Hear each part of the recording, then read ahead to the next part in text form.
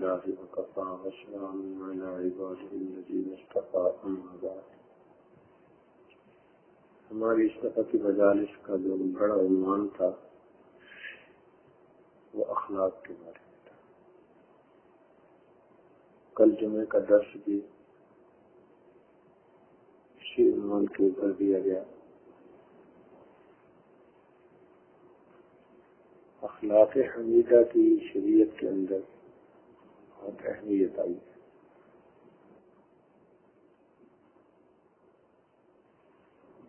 انسان کے اخلاق جتنے عمدہ ہوں گے اس کی وجہ سے اس کے قریب والوں کو اتنا ہی سکون ملے گا، اس کے اہل خانہ کو بھی، اس کے پڑوسیوں کو بھی، اس کے دوست احباب. اور اچھے اخلاق کی ایک پہچان یہ ہوتی ہے کہ لوگ اس کے ساتھ مل کے رہنا پسند کریں.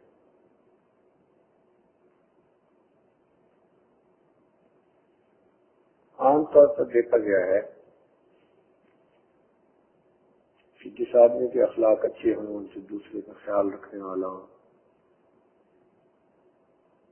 اپنے تقاضوں کو دبا کر دوسروں کی ضروریات کو پورا کرنے والا ہو، لوگ اس کے ساتھ رہ کے خوش ہوتے ہیں. اور جب تو شروع ہو، بات بات پہ غصہ کرے، بگڑے،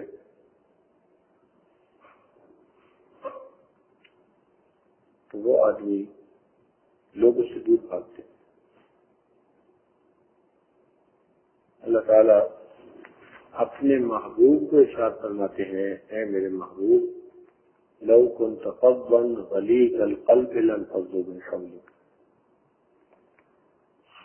اگر آپ بھی دل کے سخت ہوتے تو شروع ہوتے تو یہ سب آپ کے دل سے تتر بتر ہو جاتے. تو قرآن پاک سے بڑی گواہی اور کیا ہو سکتی ہے؟ یہ نبی علیہ السلام کے اخلاق حمیدہ تھے کہ صحابہ آپ سے اتنی محبت کرتے تھے کہ اپنی جانوں سے بھی زیادہ. حضرت انس رضی اللہ عنہ آپ کی خدمت میں آئے جب 10 سال کے تھے، تقریباً 10 سال کے تھے. ان کی والدہ ام سلیم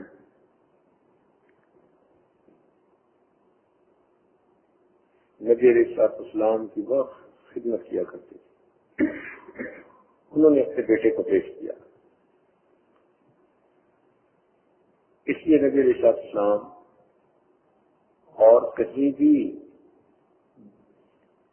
رات کا قیام یا دوپہر کا قیلولہ نہیں فرماتے تھے سوائے اپنے خاندان کے گھروں کے. مگر ان میں سلیم ایسی صحابیہ تھی کہ ان کے گھر دوپہر کا قیلولہ بھی کر لیا کرتے تھے. ان کی قربانیاں بھی بڑی.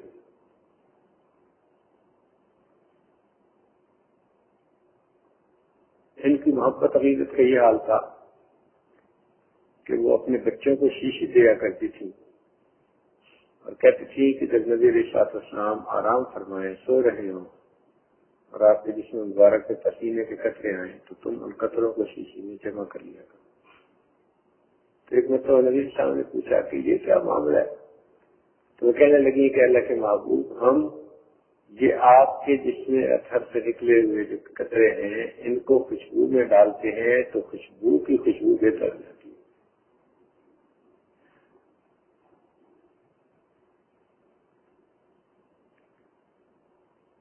ان کی محبت عقیدت کہی ہے.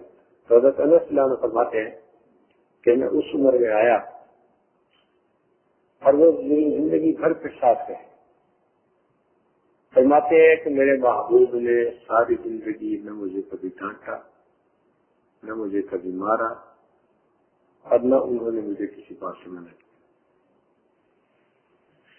کیا مطلب؟ کہ جب بچوں کو پیار دیا جاتا ہے اس پیار کے رشتے میں وہ خود بخود ایسے انسان کی اتباع کرتے ہیں جیسے سدایا ہوا جانور کیا کرتا ہے ضرورت ان کے ساتھ.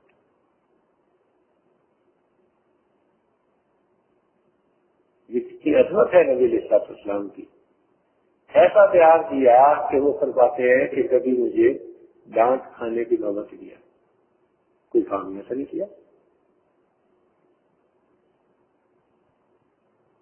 حکمت کے ساتھ. چنانچہ ایک مرتبہ ایک صحابی عرفات کے مجمع میں چل رہے تھے. ایک طرف ان کی جو نگاہ اٹھی تو سامنے کوئی عورت تھی غیر محرم. تو جیسے ہی اس طرف نگاہ اٹھی اور تھوڑی دیر دیکھا، نبی علیہ السلام پاس تھے. آپ نے زبان سے کچھ نہیں کہا، صرف ان کے چہرے کو دونوں ہاتھوں سے پکڑ کے یوں کر دیا.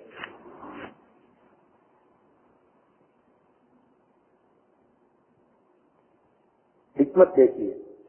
اگر زبان سے کہتے کہ مت دیکھو تو گویا اس کے ایک عمل پر آپ کی گواہی پڑ جاتی.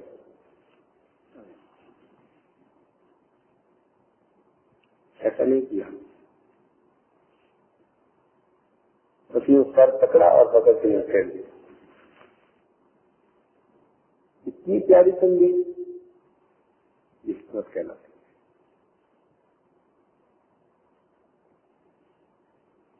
چنانچہ ایک عرابی آئے. عرابی کہتے ہیں دیہاتی.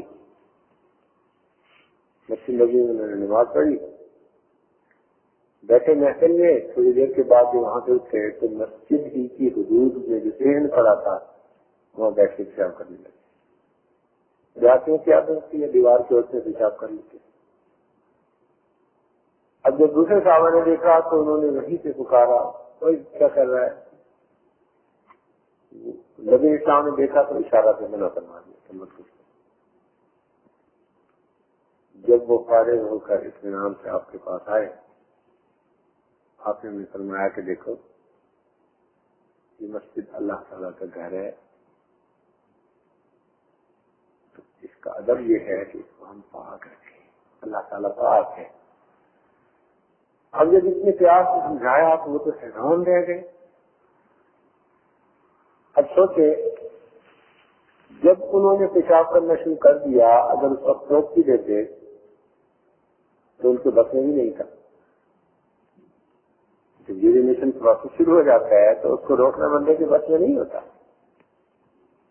کیا ایک تو وہ روک نہ پاتے، دوسرا ان کے کپڑے بھی ناپاک ہوتے، جسم بھی ناپاک ہوتا، اور پہلے سے زیادہ زمین ناپاک ہوتی. جدھر جدھر جاتے اس سے اور جگہ ناپاک ہو جاتی.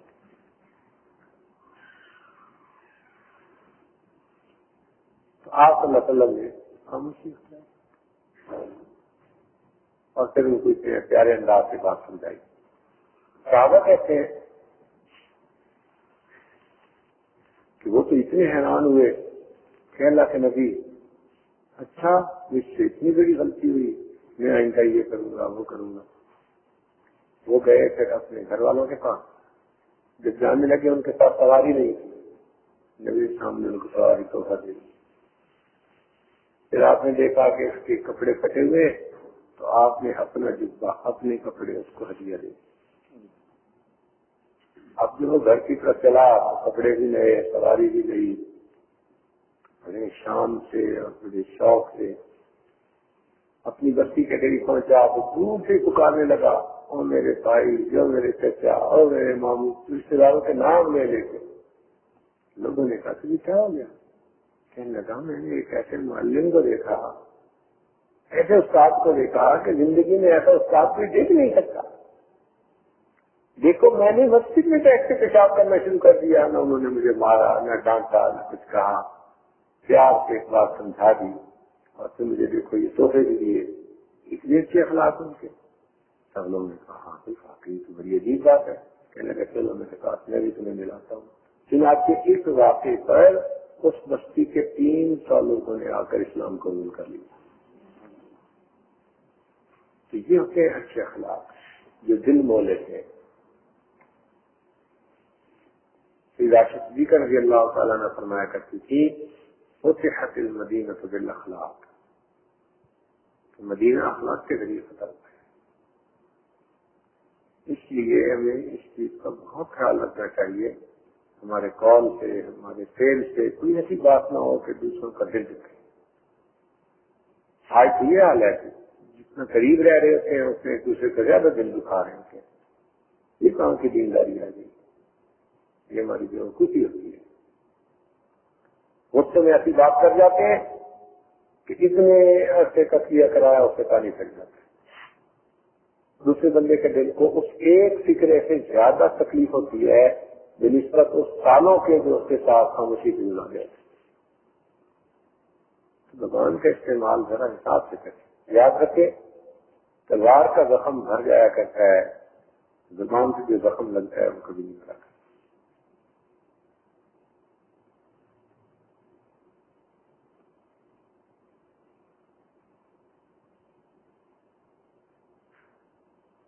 یہ جو قریبی رشتے ہوتے ہیں بھائی چارے کے رشتوں کے، ان رشتوں کو تلوار بھی کاٹ سکتی ہے، لیکن زبان ان رشتوں کو کاٹ کے رکھ دیتی. تو یہ تلوار سے بھی زیادہ خطرناک ہے. تلوار چلے تو نقصان تھوڑا، زبان چلے نقصان زیادہ. تلوار چلی تو جان گئی، زبان چلی ایمان گیا.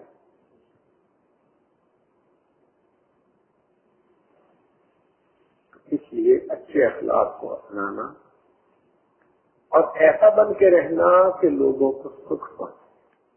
اور ایک اصول دل میں رکھے نا کہ ہم نے اللہ کے بندوں کو سکھ نہیں دیا. چھوٹی چھوٹی بات کو ضد بنا لینا، چھوٹی چھوٹی بات پہ ایک دوسرے سے ناراض ہو جانا. اور خدا کے بندوں کہاں سے فرشتوں کو لاؤ گے کہ وہ آ کے رہے تمہارے ساتھ؟ اور مجھے تو یقین ہے کہ فرشتے بھی آ کے رہے تو آپ اس سے بھی اعتراض کریں.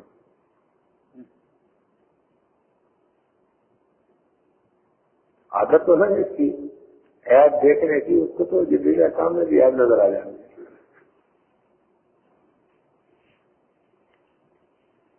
جیسے وہ ہمارے ایک دوست ہیں، انہوں نے اپنے بچوں کی بہت کی تربیت کی، بہت اچھی تربیت کی. اللہ تعالیٰ کی شان دیکھے کہ ان کو بچیوں کے لیے بہت اچھے داماد ملے. ایک ذرا داماد عجیب رنگ کا مل گیا اور وہ ان کی بیٹی کو بہت تنگ کرتا. تو ان سے ایک دفعہ کسی نے پوچھا بھائی آپ وجہ کیا ہے؟ کہتے ہیں بس اس کو جو کہتے ہیں وہی کرتی ہے. یہ اس کے اعتراض تھا. کہتے ہیں اس کو جو کہتے ہیں بس وہی کرتی ہے.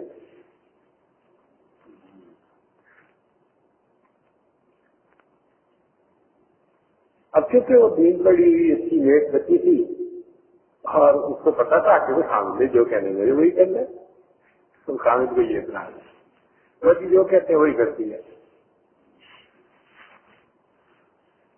تو لوگوں کو تو اس میں بھی عیب نظر آ گیا.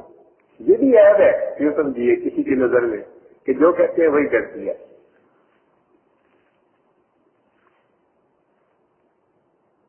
تو یہ تو بندہ کبھی بھی مطمئن نہیں ہوتا. اس لیے ایک دوسرے کے ساتھ مل جل کے رہنا سیکھیں. ایک دوسرے کے ساتھ مل جل کے رہنا سیکھیں، درگزر کرنا سیکھیں. دوسرے سے غلطی ہو سکتی ہے بے دھیانی کی وجہ سے، بیوقوفی کی وجہ سے. ہو سکتا ہے اس کا ارادہ تکلیف پہنچانے کا نہ ہو، اپنی کم عقلی کی وجہ سے، نہ تجربہ کاری کی وجہ سے وہ کوئی ایسی بات کر جائے اس کو بنیاد بنا کے اتنی کے دلوں میں فاصلے سے نہ کر لیں. تو اچھا انسان وہی ہے. نبی اسلام نے کیا سنایا، دل من قطع کا، جو تجھ سے توڑے تو اس سے جوڑ. اب یہ نبی اسلام کے ابھی سامنے ہے، جو تجھ سے توڑے تو اس سے جوڑ. تو ہمیں تو حکم ہے کہ جو توڑے ہم ان سے جوڑے. یہ جائے کہ جو مل کے رہنا بھی چاہیں تو ہم آپس میں چھوٹی چھوٹی باتوں سے خاموشی اختیار کر لیں، بولنا چھوڑ دیں، ملنا ملانا نہ رکھیں، اور پھر یہ سمجھے کہ اللہ ہم سے راضی. یہ خیال تم حالت سمجھے ایسے اللہ راضی نہیں ہوتا. اللہ کو راضی کر لو تو اللہ کے بندوں کو راضی کرو. کہ یہ مطلب نہیں کہ گناہوں کے ذریعے اس کو راضی کرو، یہ گناہوں پہ ان کی مدد کرو. مقصد یہ کہ جو نیک ہیں، جو عرف میں نیک کہے جاتے ہیں، جو اپنی طرف سے نیکی کی کوشش کرتے ہیں، جن کی زندگی کا زیادہ حصہ نیکی پر گزرتا ہے، وہ نیک کہلاتے ہیں. یعنی ان کی نیکیوں کو اور ان کی برائیوں کو اگر دیکھا جائے ظاہری طور پر تو ان میں نیکی کا پہلو زیادہ نظر ہے، نیک آدمی. اس لیے حدیث پاک میں آتا ہے کہ جس بندے کو مسجد میں قتل سے آتا ہوا دیکھو، اس کے ایمان کی گواہی ہو.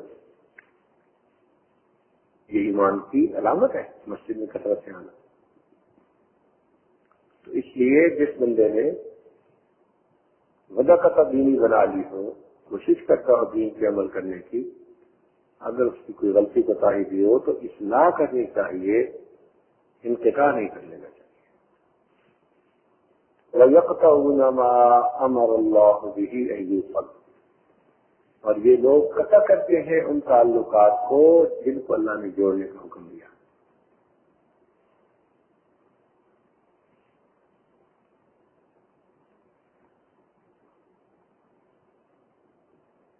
اب دیکھیے، غور کیجیے ذرا،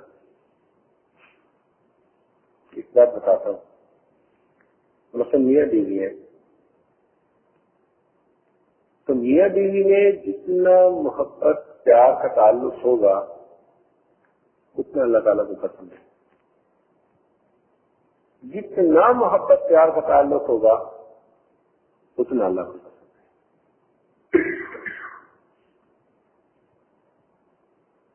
اب کئی لوگ اپنی طبیعت کی وجہ سے ذرا سی بات سے زیادہ بھڑک اٹھتے ہیں اور ان کو طلاق کا لفظ یاد آتا ہے. بھول جاتے ہیں کہ یہ 6 بچوں کی ماں بن گئی، اور اس عمر میں اس کو کہہ رہا ہوں کہ تجھے طلاق دوں گا تو پھر اس کے دل میں میرے بارے میں عزت رہے گی. جس عورت کو 6 بچوں کے بعد کہہ دیا جائے کہ تجھے طلاق دے دوں گا، کتنی انسیکیور فیل کرتی ہوگی وہ، کوئی اظہار کرے نہ کرے، اس کا دل بہت انسیکیور فیل کرتا ہے کہ اس بندے کے ساتھ پتہ نہیں کب کیا ہو جائے. مردوں کی بڑی بیوقوفی یہی ہوتی ہے کہ یہ لفظ سنا کے آ جاتے ہیں اور یہ نہیں سمجھتے کہ اس لفظ کے بعد اس کے ذہن میں جو پروسیس شروع ہو گیا وہ کیا ہے.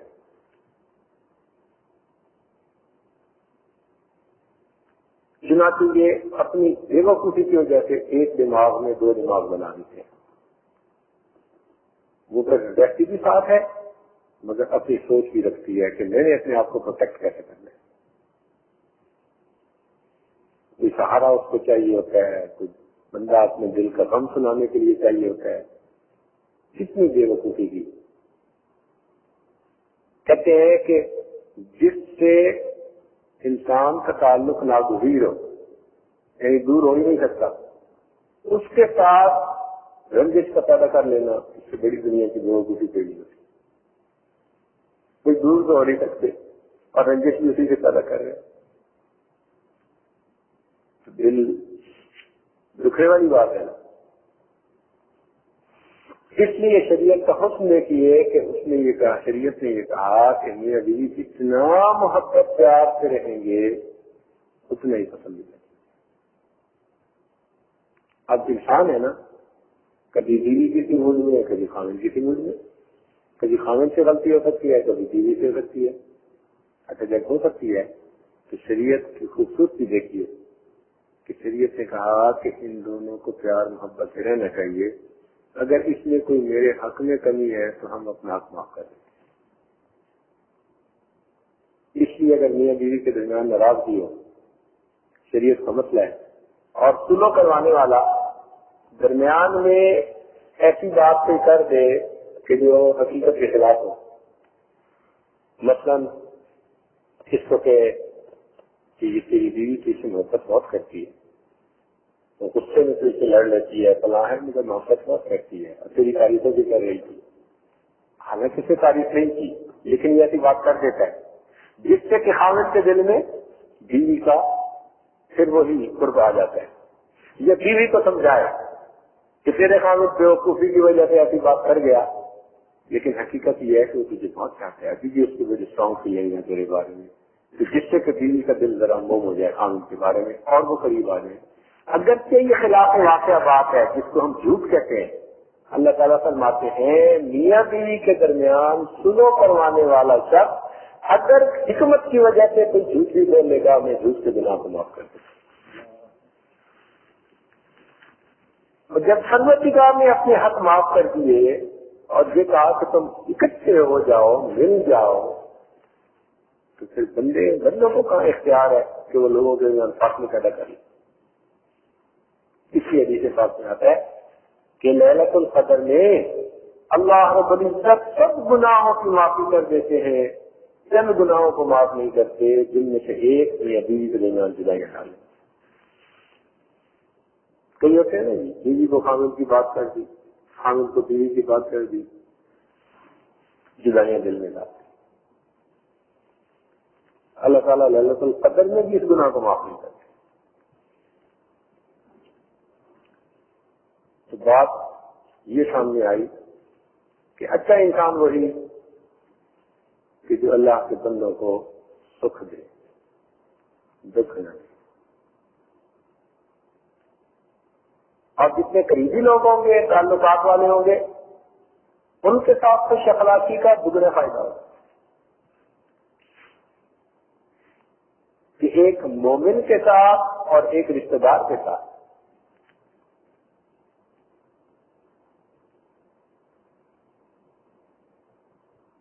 ہم نے دیکھا کہ مسجد میں دو آدمی نماز پڑھنے آئے، ایک نے کہا پنکھا چلا دو، دوسرے نے کہا نہیں ضرورت نہیں، ان کی آپس میں لڑائی ہوئی.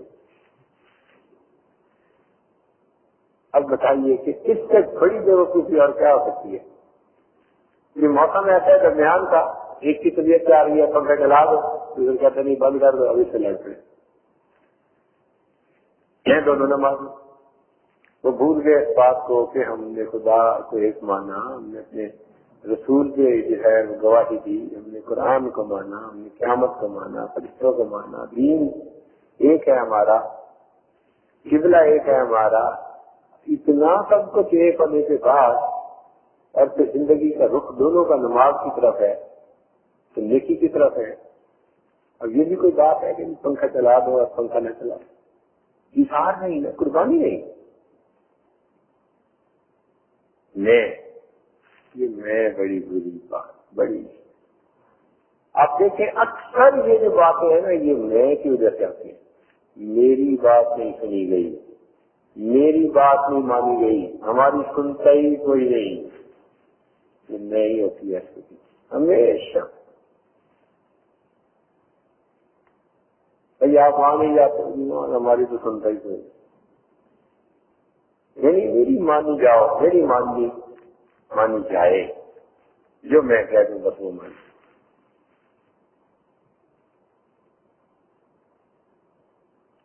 ایک دفعہ بچہ رو رہا تھا، ماں نے پوچھا کہ کیوں رو رہے ہو؟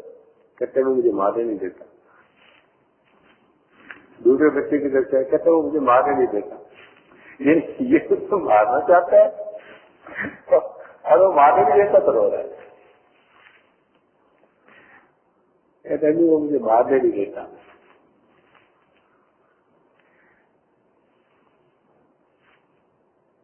تو بھائی اچھے اخلاق اپنائیں اور انسان بن کے زندگی گزارے. اب جب دوسرے کو تولنا ہو تو ذرا دل کھول کے تولے، دل تنگ کر کے تولنا کہ بس سوئی کے ناکے میں سے گزارنا دوسرے کو، یہ کوئی انسان. اس لیے شریعت نے کہا کہ جیسے اپنے بارے میں معاملہ چاہتے ہو ایسا دوسروں کے بارے میں بھی معاملہ رکھو. کیا ہم چاہتے ہیں کہ قیامت کے اللہ تعالیٰ ہماری کسی غلطی کی وجہ سے ہمیں جہنم میں ڈال دے؟ ہم چاہتے ہیں اللہ ہم سے درگزر فرمائے. جب ہم چاہتے ہیں کہ ہمارے ساتھ درگزر کا معاملہ ہو تو ہمیں چاہیے ہم بھی دوسروں کے ساتھ درگزر کا معاملہ کریں. تو اس لیے رہن سہن سیکھنا پڑتا ہے. یہ باتیں تو چھوٹی نظر آئیں گی لیکن حقیقت یہ ہے کہ رہن سہن سیکھنا پڑتا ہے. تو آپ ایک بار ذہن میں بٹھا لیں کہ دنیا میں جو بھی انسان ہے وہ انسان ہے، اس سے غلطی ہو سکتی ہے. بس انبیاء کرام کی شان ہے کہ وہ غلطی سے اللہ تعالیٰ نے ان کو بلند کر دیا، باقی سب انسان۔ اللہ تعالیٰ کے یہاں دستور یہ ہے کہ جس بندے سے غلطی ہو اور معافی مانگ لے، اللہ تعالیٰ اس کی گناہوں کو اس کی نیکیوں میں تبدیل کر دے۔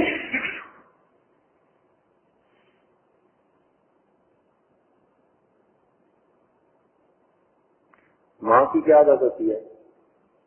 ماں کی عادت ہوتی ہے مار لیتی ہے، کسی کو مارنے نہیں دیتی۔ یہ بھی بات ہے، محبت ہوتی ہے نا، خود تو مار لے گی لیکن کسی کو نہیں مارنے دے گی۔ اللہ اکبر۔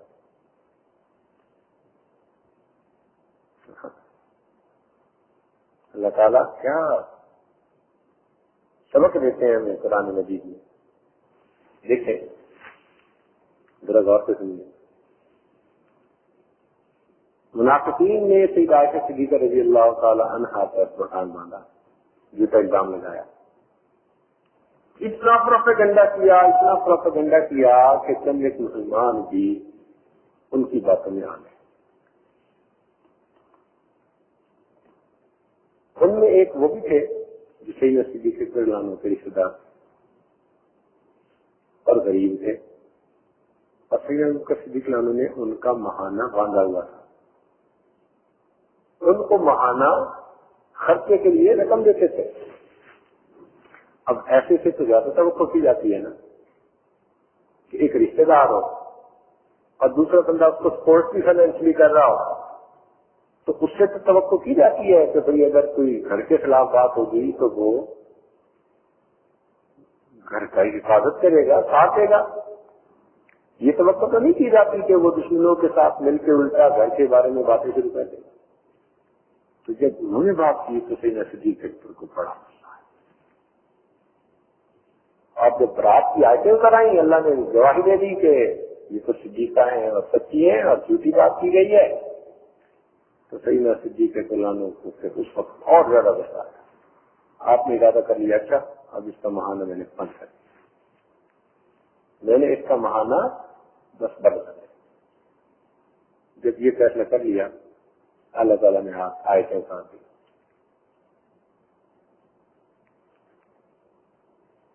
قرآن کی آیتیں اتار دی اور ان کو کہا کہ جو اہل فضل ہیں، یعنی جن کو دیا گیا ہے اور وہ لوگوں کو دیتے ہیں، ان کو یہ بات زیب نہیں دیتی کہ اگر وہ دوسروں کے ساتھ احسان کا سلوک کر رہے ہیں تو اس احسان کے سلوک کو وہ بند کر دیں۔ ان کو چاہیے کہ وہ معاف کر دے۔ الا تحبون ان یغفر اللہ لکم، کیا تم اس بات کو پسند نہیں کرتے کہ اللہ تمہارے گناہوں کو معاف کرے؟ قرآن کے الفاظ دیکھو کہ ان کو معاف کر دے، کیا تم اس بات کو پسند نہیں کرتے کہ اللہ تعالیٰ تمہیں معاف کر دے؟ وَلَا يَأْتَلِ أُولِي الْفَضْلِ مِنْكُمْ، تم میں سے اولو الفضل ہیں، ان کو یہ بات دیو نہیں دیتی کہ وہ جن کے ساتھ احسان اور فضل کا سلوک کرتے ہیں وہ بند کر دیں۔ لا تحبون ان یغفر اللہ، کیا تم اس بات کو پسند نہیں کرتے کہ تمہیں اللہ معاف کر دے؟ سبحان اللہ۔ جب یہ آیتیں اتری، سیدنا صدیق رضی اللہ عنہ اس کو پڑھ کر یہ کہنے لگے، اچھا میں اپنے رب کی بات پر جو ہے عمل کروں گا، چنانچہ آپ جتنا خرچہ پہلے دیتے تھے اس تاریخ سے اس خرچے کو ڈبل کریں، اس کو ڈبل کریں۔ اللہ نے سفارش فرمائی ہے، اس لیے اللہ تعالیٰ کی سفارش کی وجہ سے ڈبل کریں۔